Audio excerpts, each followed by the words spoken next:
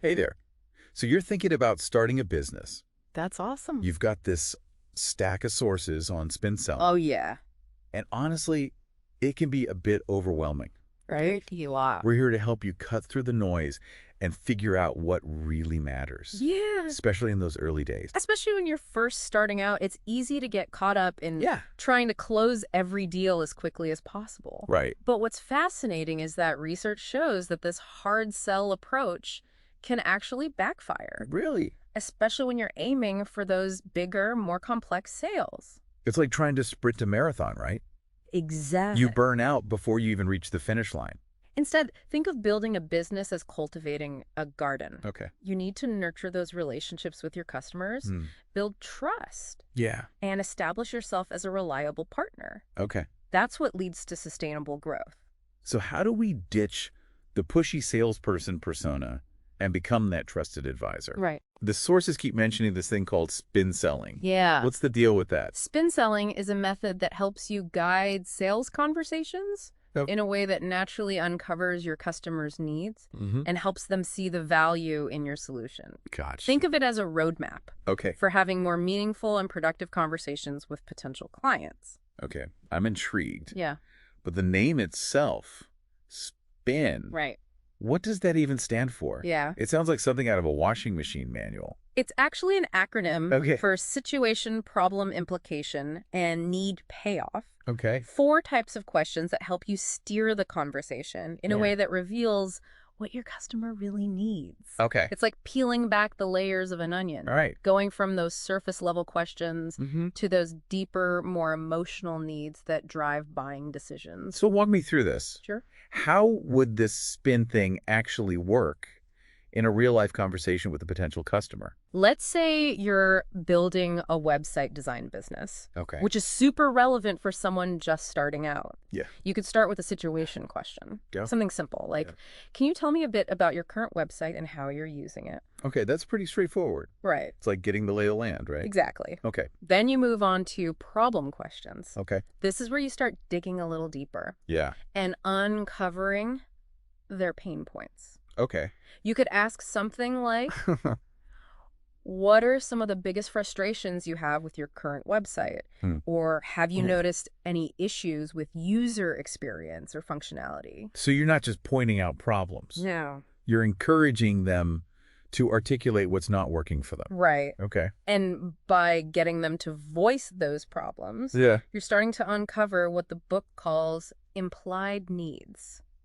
Okay. These are those little dissatisfactions that the customer might not even be fully aware of. Okay, so we've got implied needs. Yeah. But this book also talks about something called explicit needs. Yes. What's the difference? An explicit need Yeah. is where the customer clearly states their want or desire. Got it. It's like hitting the jackpot. Oh. Instead of saying, my website is slow, Right. they say, I need a website that loads in under 2 seconds to improve my search engine ranking. Ah, okay. That's a clear signal they're ready for a solution. Ah, I see. Yeah, It's like they're handing you a blueprint for what they need. exactly. But how do you get them to voice those explicit needs? Right. It feels a bit awkward to just come right out and ask, Yeah. tell me exactly what you want. That's where the real magic of spin questioning comes in. Yeah. The implication questions are key here. Okay. They help you guide the customer to connect the dots Uh-huh. between their problems and the potential consequences of not addressing them. Okay. I'm starting to see how this all fits together. Give me an example of an implication question in our website scenario. Let's say a customer mentioned that their website is difficult to navigate. Okay. You could ask, Yeah. if potential customers are struggling to find the information they need on your website, Mm-hmm. how could that be impacting your sales or leads? Ah, I see. Right. You're getting them to think about the ripple effects of that problem, Exactly. not just the problem itself. It helps them understand the urgency and potential cost of inaction, Okay. which makes them more receptive to your solution. Okay, so we've covered situation, problem, and implication questions. Right. What's the final piece of the spin puzzle? The need-payoff questions. Okay, These are all about solutions and the positive outcomes they can achieve. got it. You shift the focus from the problem to the benefits of addressing it. So instead of dwelling on the negative, we're painting a picture of a brighter future. Exactly. In our website scenario, you could ask, Mm-hmm. if we could design a website that's easy to navigate and loads quickly, Yeah. How do you think that would impact your customer experience and online visibility? You're Yeah. getting them to articulate the value of your solution Right. in their own words, Yeah. which is super powerful. When they verbalize the benefits, Yeah. they're essentially selling themselves on your services. Right. It's much more persuasive than you just listing features and bragging about how awesome you are. This is making a lot of sense. Good. So this entire sin-spin questioning sequence is like a subtle dance, guiding the customer through a thought process that leads them to wanting your solution. Exactly. Okay. You're helping them understand the severity of their problems, the potential consequences, Yeah. and the positive impact your solution can have. Got it. It's a much more collaborative and effective approach, Okay. especially when you're dealing with those larger, more considered purchases. Okay, we've covered a lot of ground here. We have. Building relationships, mastering the art of questioning. Yeah. It's all starting to click. Good. But what about actually presenting your services? Well, There's got to be a better way than just droning on about all the amazing things you can do. You're right. Wow. In fact, focusing too much on yourself and your skills can actually hurt you, Yeah. especially when you're dealing with clients who are making big decisions. It's like showing up to a dinner party and only talking about yourself, right? That's a perfect analogy. Yeah. The key is to shift the focus from features to benefits. Okay. But there's a twist. Okay. It's not just a benefit. Oh. It has to directly link to an explicit need that the customer has already stated. Okay. I'm intrigued. Yeah. Give me an example of this benefit twist in action. Remember how the customer said they need a website that loads quickly to improve their search engine ranking? Instead of just saying, Yeah. I'm a great web developer and I build fast websites. Right. You'd say, Okay. because you mentioned needing a website that loads quickly for SEO, Yeah. I use a specific coding framework that optimizes for speed and performance, which can help you achieve that higher ranking. You're not just talking about your skills. You know. You're showing how those skills directly address a specific need they've expressed. Right. Okay. And this approach is particularly crucial when you're launching a new service or product. There's a natural tendency to get excited about all the bells and whistles. Right. But that can actually lead to disaster. Why is that? Well, Wouldn't potential clients be impressed by all the cool things you can offer? while it's tempting to showcase everything you can do, Yeah. research shows that focusing too much on features during a new product or service launch can make you lose sight of the customer's needs, Really? especially in those bigger sales. Okay. It's more about showcasing how your offering solves their specific problems, not just dazzling them with a laundry list of features. It's like being so focused on the shiny new toy that you forget who you're giving it to. Exactly. Yeah. Think about it this way. Okay. Imagine you're launching a social media marketing service. Instead of overwhelming potential clients with every single platform you can manage or tactic you can employ, Yeah. highlight the specific problems you solve for businesses. So instead of saying, I can manage all your social media accounts, Right. you might say, You could say, are you struggling to increase engagement and reach your target audience on social media? exactly. I Yeah. specialize in creating tailored content strategies that boost engagement and drive conversions. You're framing your service in terms of the problems it solves, Yes. not just the features it possesses. It's a much more customer-centric approach. Okay. And it resonates more deeply with potential clients who are looking for solutions, not just a list of services. Makes total sense. Good. You're positioning your service as a Yeah. problem solver, Right. not just a collection of skills and tactics. Now, Well, let's talk about one of the most dreaded aspects of selling, handling objections. Oh, yeah. It's like hitting a wall on your sales journey. That feeling when a potential client starts raising objections, Yeah. it can be so deflating. It can- Like all your hard work is suddenly being questioned. But here's the thing. Right. A lot of those objections are actually preventable. Wait, what? Yeah. Are you saying we're somehow creating the objections ourselves? In many cases, yes. Okay. This book argues that objections often arise when you haven't effectively developed the customer's needs. Okay. I need you to break that down for me. Okay. How can our needs development lead to objections?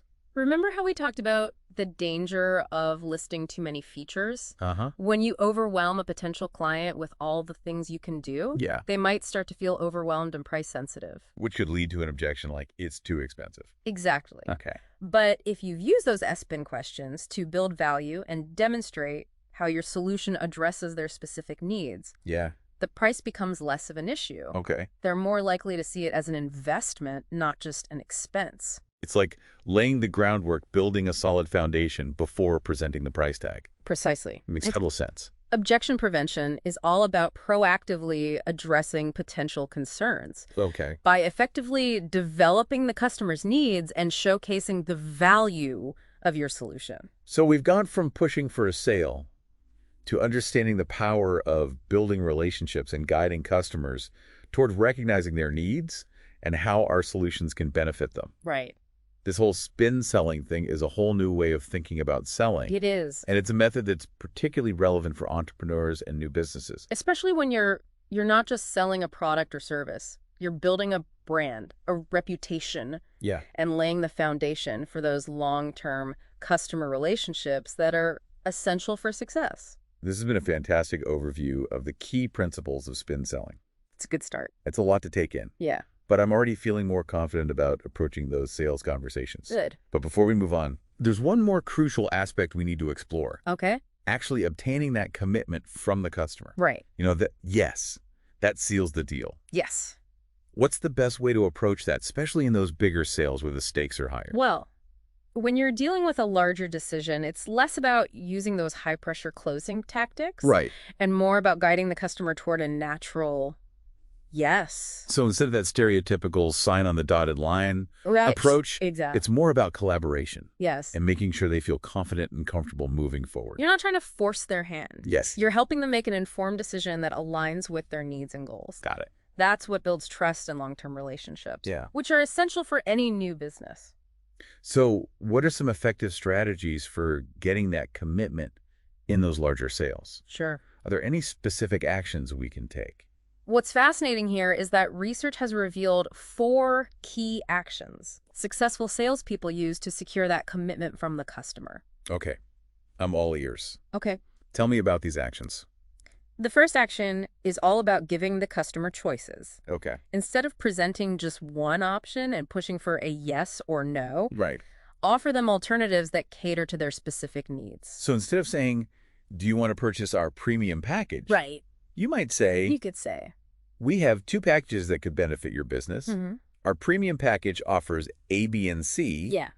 while our standard package provides X, Y, and Z. Right. Which option best fits your current priorities? Precisely. Okay. By presenting choices, you're empowering the customer to make a decision that feels right for them. Yeah. It shows that you're not just trying to push a sale. Right. You're trying to find the best solution for their needs. It's like a choose-your-own-adventure book for their business. That's a great way to put it. They get to be a part of the decision-making process. It also subtly implies that a decision expected, moving the conversation toward that commitment. Okay. Now, the second action Yeah. is all about summarizing the key points of the discussion Okay. and highlighting the areas of agreement. It's like you're tying a neat little bow on the conversation, Yeah. making sure everyone is on the same page before moving forward. You might say something like, Okay. okay, so we've discussed your need for A, B, and C, Yeah.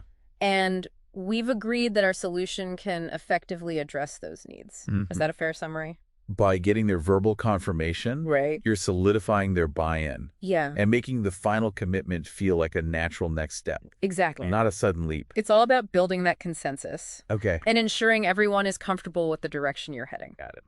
The third action is to propose a specific next step Okay. that moves the sale forward. So it's like you're providing a clear roadmap, That's right.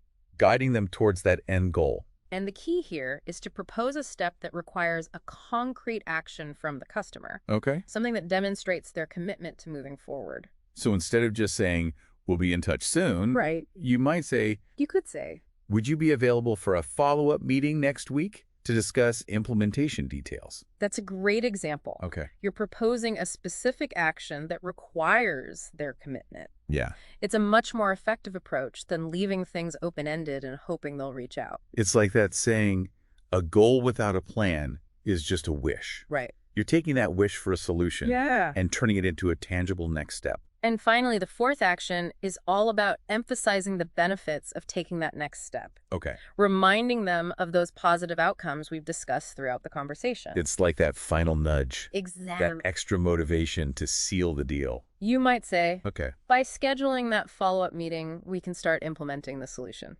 And you'll be able to start seeing those improvements in your business within a matter of weeks. They're not just taking another meeting. Right. They're taking a step closer to achieving their goals Exactly. and solving those problems that they've been grappling with. That positive framing can be incredibly powerful in securing their commitment and getting them excited about moving forward. This has been a fantastic breakdown of these 4 actions for obtaining commitment. Good to hear. It's clear that building consensus and guiding the customer towards a natural yes is key. Yeah. Especially in those larger sales where trust and collaboration are so important. It seems like a lot of this advice goes against the traditional hard sell tactics you see out there. It does. And that's why spin true selling is so valuable for entrepreneurs who are building a business from the ground up. It's about building those authentic relationships and becoming a trusted advisor. Okay. Not just someone trying to make a quick sale. These actions, when used with the SimTroll's questioning technique, create a seamless customer experience. They do. It's all about building that trust. Right. And working together to achieve a mutually beneficial outcome. Yeah, remember that spin selling isn't just about closing deals. Cool. It can also be a powerful tool for shaping your product or service. Really? Even before you launch. Whoa, hold on. Yeah. You're saying we can use spin selling to understand our target market better. Absolutely. That's pretty mind-blowing. Remember that the core of spin is about uncovering customer needs and problems, right? Uh-huh. Why not use those same questions to guide your product or service development process? So instead of just guessing what customers might want, Right. we can actually ask them directly. Exactly. It's like doing market research, but on a much deeper, more personal level. When you're first starting out, it's tempting to jump right into building your product or service. Yeah. But by using spin questions in your initial customer interactions, you can gain valuable insights into their pain points, their desires, and what they're truly looking for in a solution. It's like you're getting real-time feedback from potential customers before you even invest heavily in development. That could save so much time and energy. I can imagine. Precisely. Okay. And that feedback can be incredibly valuable in guiding your roadmap, ensuring you're building something that truly resonates with your target audience. It's a game changer for new businesses. I'm starting to see how powerful this can be. Good. You're not just trying to fit your product or service into their needs. Bro. You're shaping your offering around their needs. Oh, now, while we're on the topic of understanding customers, one thing that really struck me in these sources is the distinction between small sales and large sales. Okay.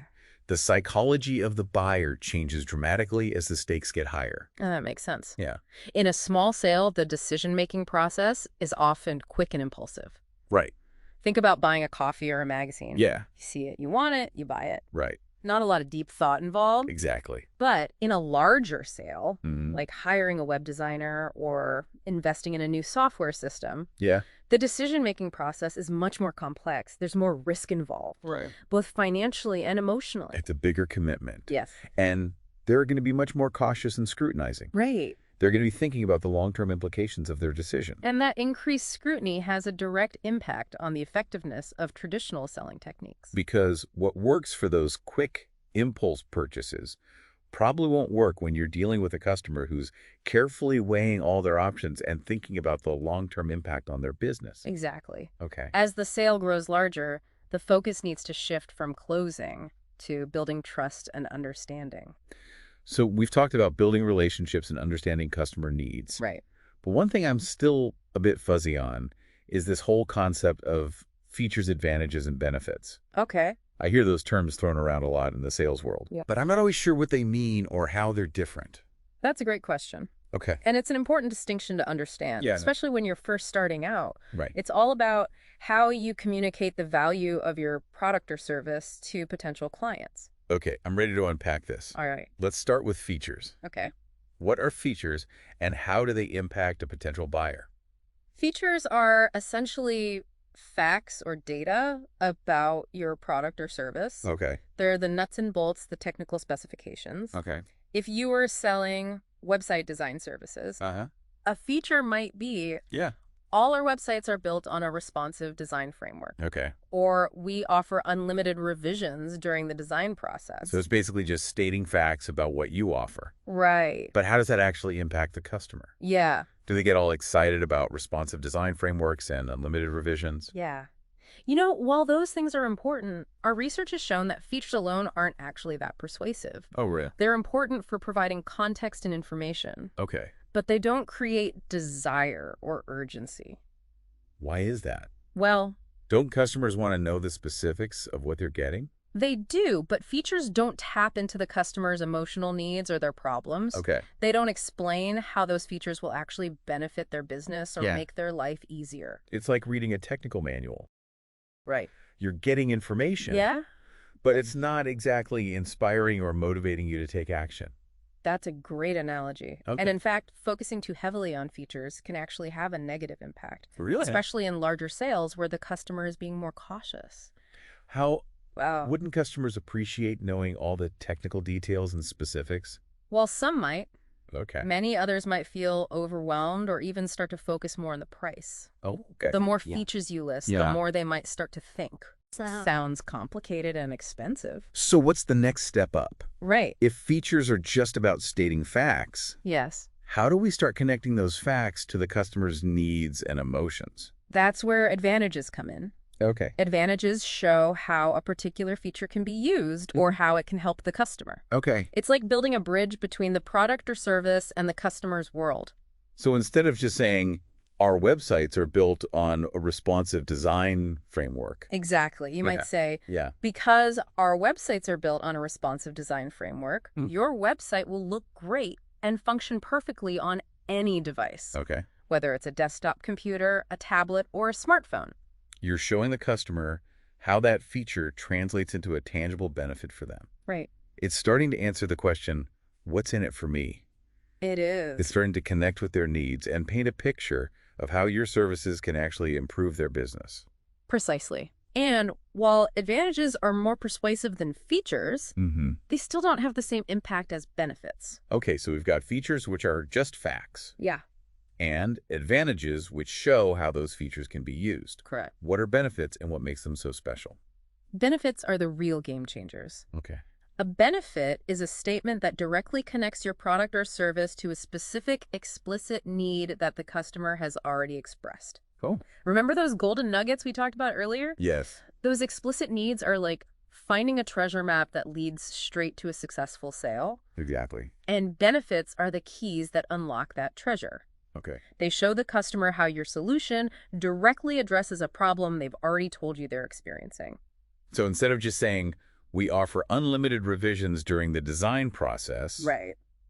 you might say, You might say, since you mentioned that you're concerned about getting the design just right, our unlimited revisions policy will give you the peace of mind knowing that we'll work with you until you're 100% happy with the final design.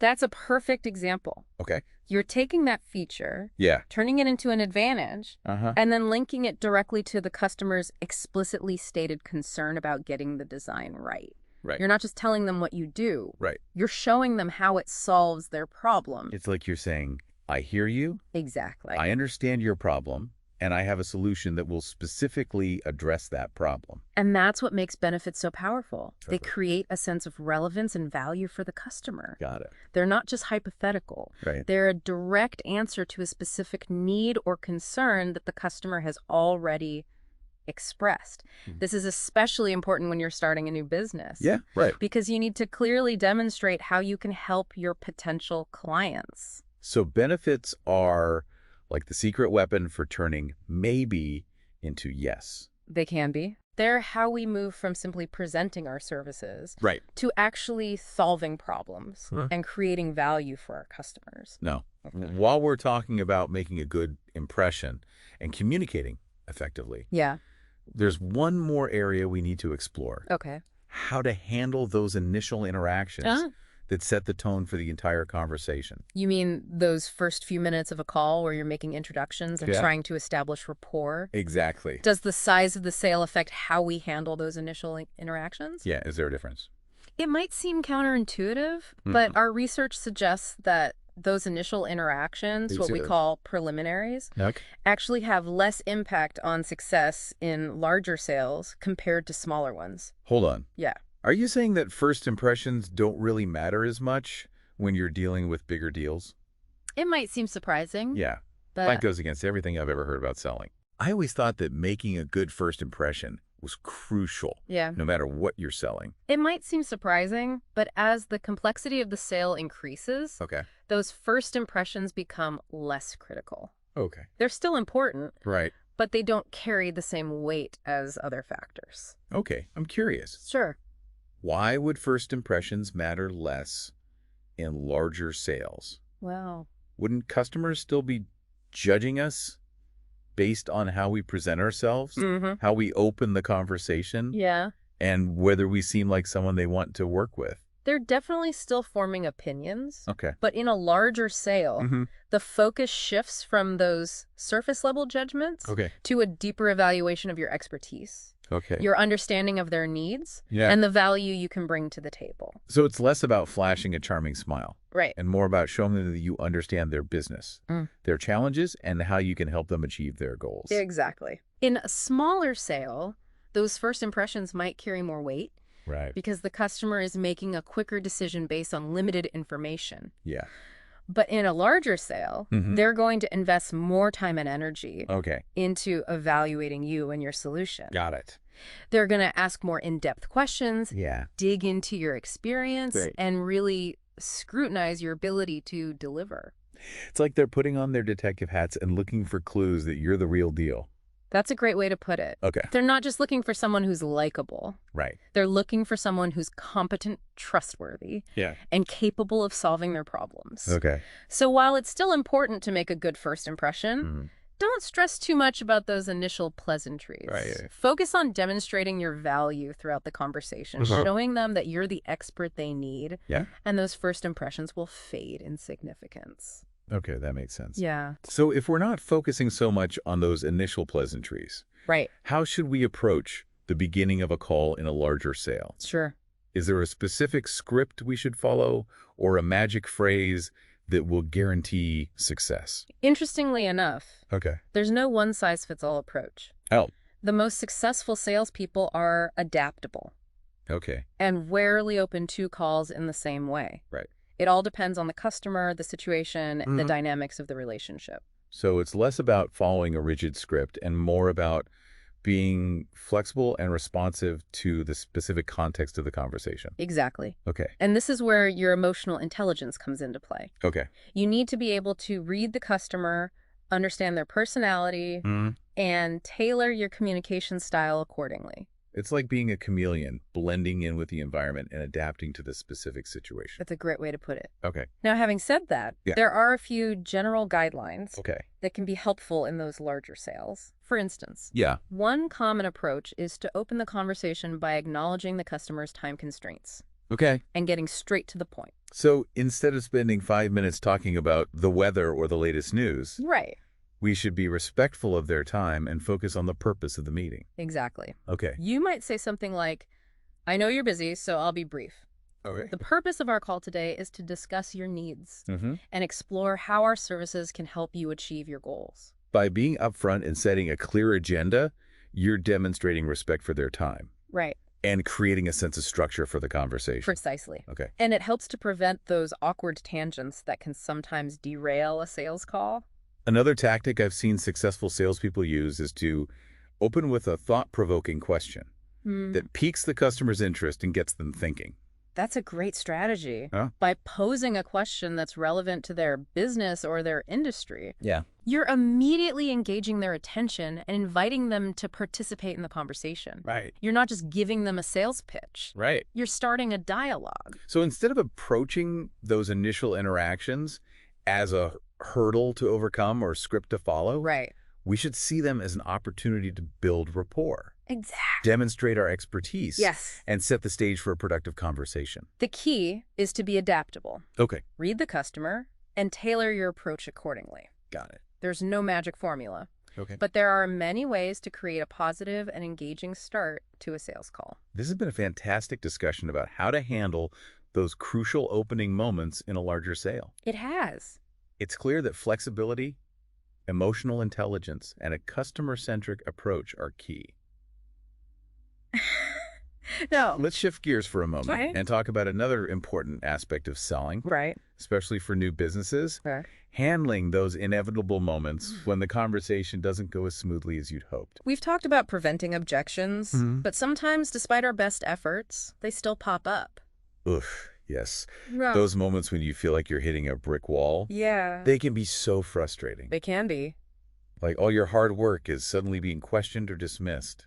It's natural to feel that way. Okay. But the good news is that there are effective ways to handle objections I'll be good. and turn them into opportunities to further build trust and demonstrate your value. Okay, I'm all ears. All right. Tell me everything. Sure.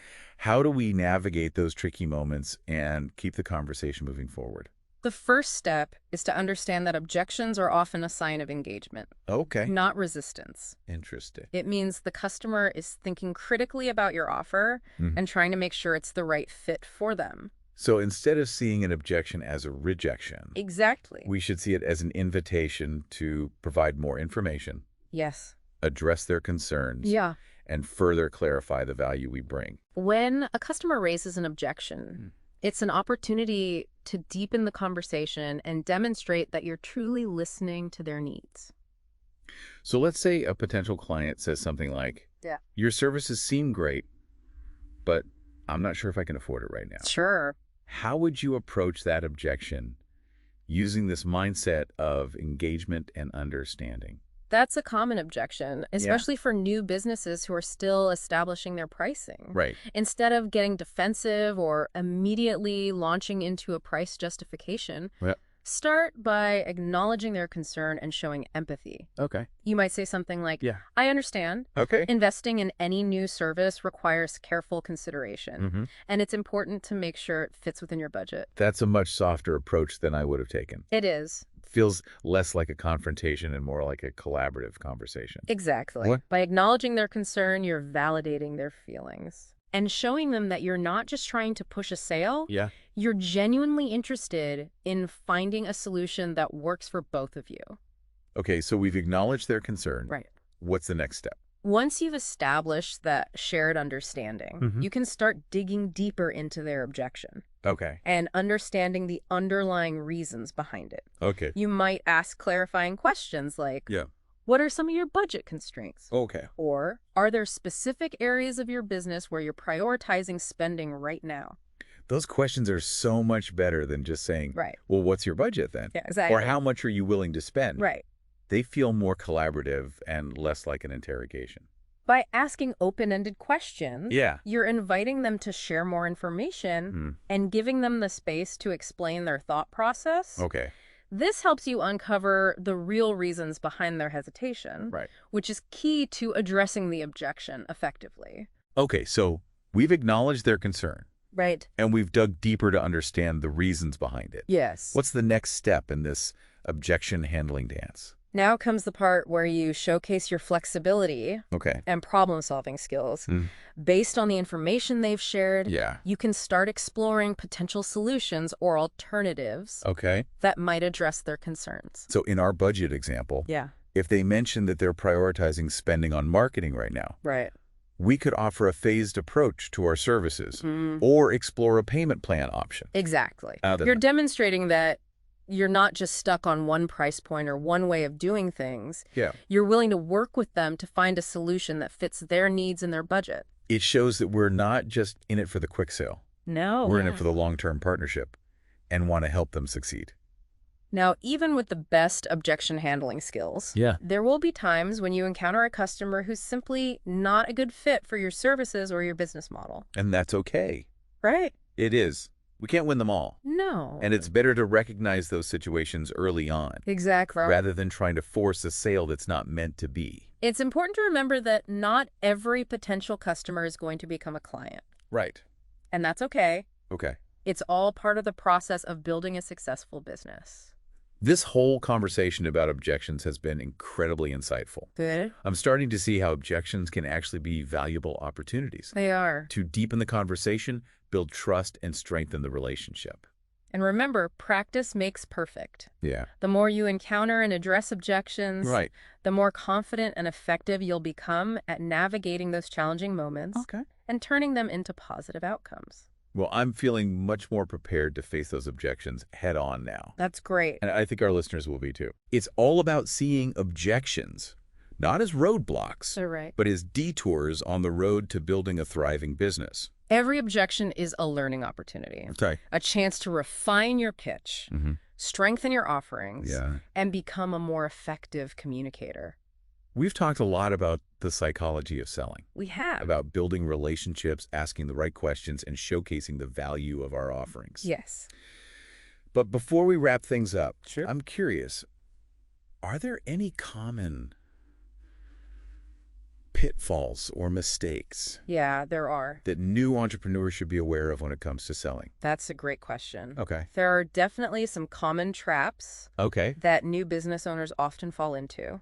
Okay. I'm ready to hear about these traps All right. so I can avoid them at all costs. One of the most common pitfalls is undervaluing their services. I've definitely heard about this one. Have you? It's like we're so eager to get clients that we end up charging way less than we're worth. It's completely understandable, especially when you're first starting out and trying to build a client base. Right. But undervaluing your services can actually hurt you in the long run. Really? It can send the message that your work isn't as valuable, Okay. and it can make it difficult to sustain your business financially.